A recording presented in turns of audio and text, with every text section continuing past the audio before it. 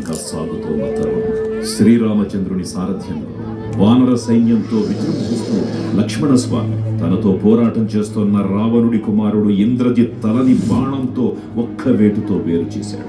ఇంద్రజిత్ మరణవార్త విన్న రావణుడు ఆవేశంతో ఊగిపోయాడు. ప్రతీకారం కోసం పాతాళ లోకాధిపతి తన సోదరుడు అయినటువంటి మహిరావణుడి సహకారం కోరాడు.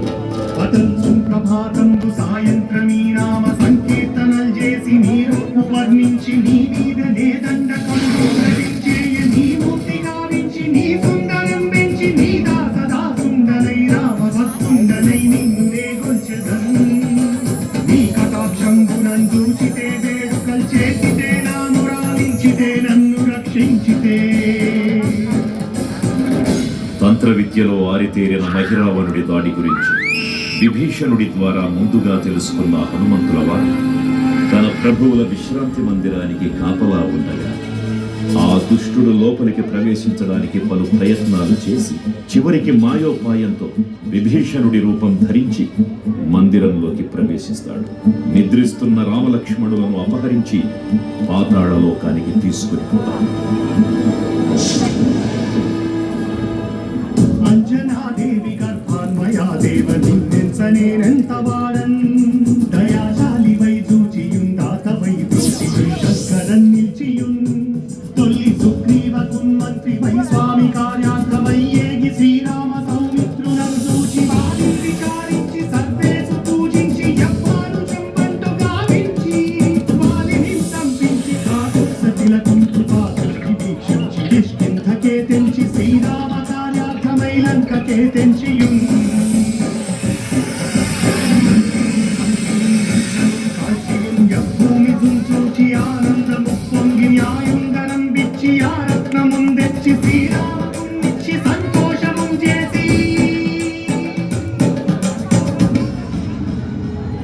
తన ప్రభువులను కాపాడుకోవడానికి వాయువేగంతో పాతాళలోకానికి చేరుకున్న ఆంజనేయ స్వామికి సగం మొసలి సగం వానర రూపంలో ఉన్న వింత జీవి ముఖద్వారం వద్ద కాపలా కాస్తూ కనిపిస్తుంది.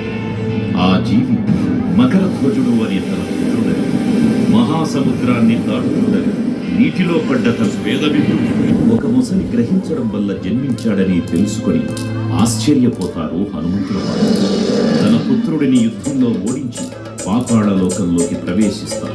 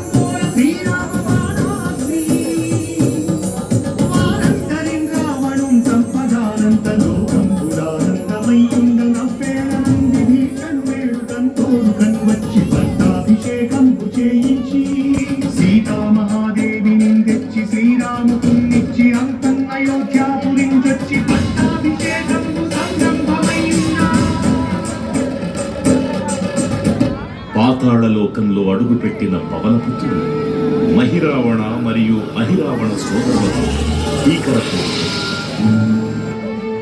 5 దిక్కులలో ఉన్న 5 దీపాలను ఒకేసారి ఆర్పడం ద్వారా మాత్రమే వారి మరణం సంభవిస్తుందని చెప్పారు. అప్పుడు మహాబలి 5 ముఖాల ధారణ చేసి పంచముఖ ఆంజనేయునిగా అవతరించి ఏకకాలంలో 5 దీపాలను ఆర్పివేసి ఆ దుష్ట సోదరులను తుదముట్టిస్తారు.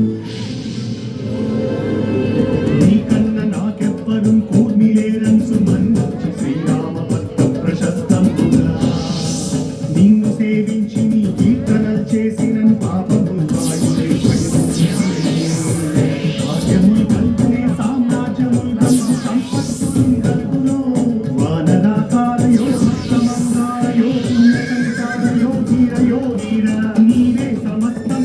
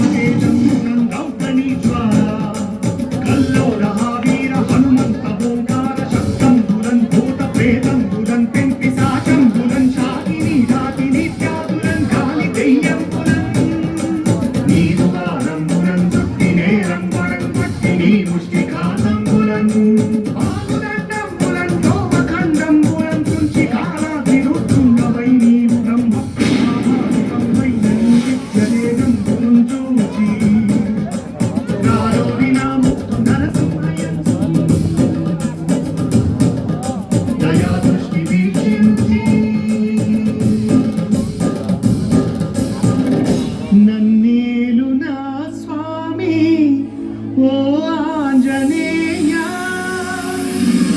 నమస్తే సదా బ్రహ్మచారి నమస్తే నమో వాయుపుత్ర నమస్తే నమః.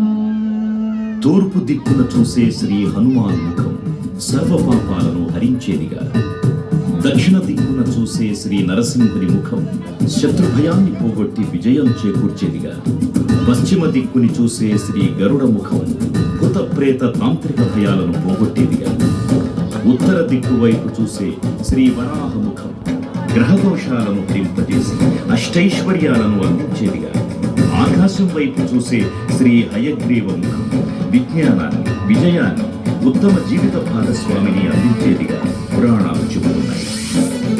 కావున భక్తులారా, అన్ని విధాలుగా మనలను ఆపుకునే శ్రీ ఆంజనేయ స్వామిని మనసారా స్మరించుకుని ధరించండి. శ్రీ శ్రీ శ్రీ మహావీర బజరంగ బలికి జై.